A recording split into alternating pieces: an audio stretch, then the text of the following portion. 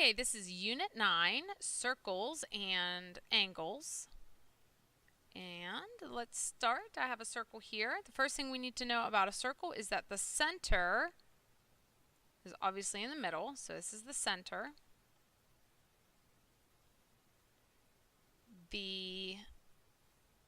From the center point to one side is the radius.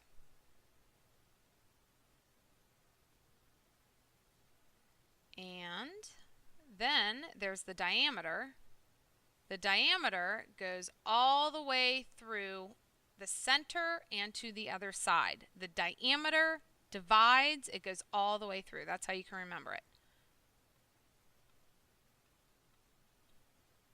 Diameter is in blue, and I'm just going to put a little note up here. Diameter divides the circle in two. That's how you can remember it. Okay, there's what's called a chord. A chord goes through the circle but does not pass through the center.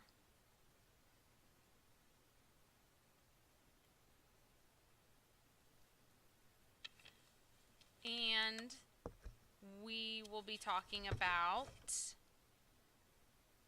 the circumference. The circumference goes all the way around the circle. It's like a circle fence. It's a circumference. It goes all the way. You can think about it. Fences go around the yard. Well, a circle fence, it goes around the circle.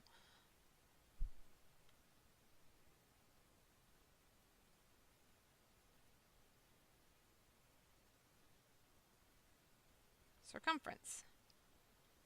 Around circle.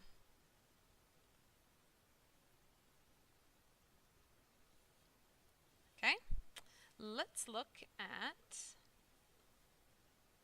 first problems on the homework. This is page 3. Actually, let's go back to this real quick. And I just want to point out that the diameter goes around the circumference 3 whole times and a little bit extra. And that's how they came up with the pi number. So pi, most people know that it's 3.14. So the diameter goes all the way around 3 whole times and a little bit extra. And this is the 0.14 is where they came up with a little bit extra. So keep that in mind. Okay. Marco uses string to measure the diameter and circumference, there we go, of a circle. The diameter is 230 millimeters and the circumference is 1,150 millimeters. Do you think he's measured it accurately? Well, in order to figure that out, I'm just going to take the diameter. And I told you that if it goes around the circumference 3 whole times and a little bit extra. If you take the diameter and you times it by 3.1, I think is what we're going to use today, it should give you about the same answer. Okay, so we're going to take 230 because that's the diameter. We're going to times it by 3.1. And if it gives me close to 1,150, then we would say that yes, he measured it correctly. Okay, 230 times 3.1 is 713 millimeters, and they're saying that Marco got 1,150. He did not measure correctly. Do you think he measured correctly? No, Marco did not measure correctly.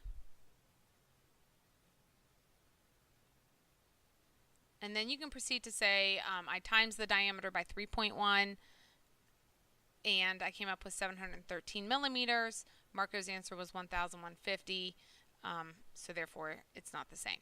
Okay. Number 2, Terry measured the diameter and the circumference of the circle plate using string. Which of the following measures most likely represents the measures that he took? So same thing. Let's start with the diameter. And let's times it by 3.1. We're going to times this diameter by 3.1. And we're going to times this diameter by 3.1. So 8.25 times 3.1 gives me 25.575.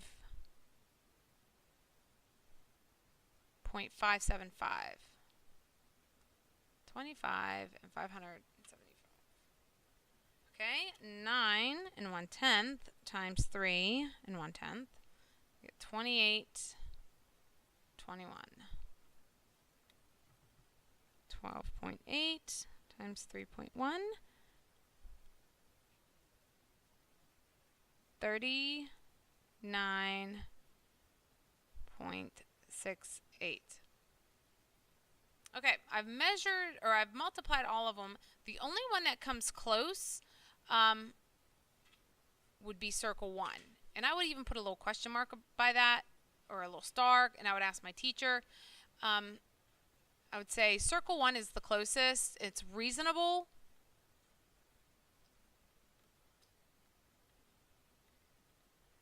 Because when you are using decimals, maybe he only did it by 3. I'm going to try that.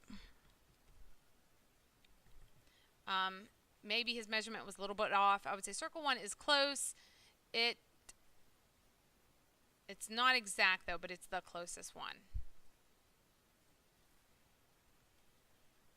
And it's pretty close. I don't know. It's pretty close. So, but some of the numbers will be really, really close. Some of them won't. All right, let's go on to number 3. Dante measured the diameter of a traffic circle to be 16 8/10 yards. What is the measure of the radius? Now, I'm going to go back to my picture. If the diameter goes all the way across, the radius is half of that. So if you take the diameter and you divide it by 2, it's going to give you the radius. So diameter divided by 2 equals radius.